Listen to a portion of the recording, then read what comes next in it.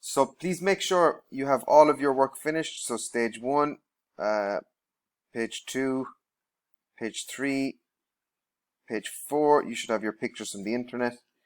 Page 5, you should have your drawing, your design here. At the bottom of page 5, you should have your advantage and disadvantage. And up here, you should have an advantage and disadvantage. Page 6 is your picture. Page 7, another picture. Page 8 should be finished. And page 9. So when that's all done, go to File and Save As. And click here on Browse.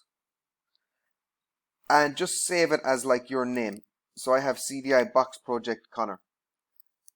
And I'm going to save it on my desktop. Okay, so I'm going to save it here on my desktop. I click Save. When I close down here, sorry, no, I'll close down. And when I close everything down, I should be able to see my file here somewhere. Yeah, here it is. So CDI Box Project Connor is here. So this is my file. What I want to do is I want to go into Microsoft Teams. And this is my class, 11 General 3. I go here up at the top where it says Files. So I click Files. The next thing I do is there's a CDI folder. So I open the CDI folder.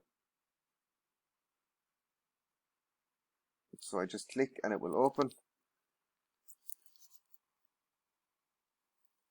And inside this folder is where I'm going to put my project. So all I want to do is I catch from here so I can see it on my desktop. And I drag it in here like that. And if I give it a second, it should upload. Okay, so here it is, CDI Box Project Connor. And when I click it and I open it, I can see my file in here. It's very important, okay, that you save your project with your name on it. Because if you just save it as CDI Box Project, many students will have that name and they will have that file and it will okay, so make sure you put your name on it.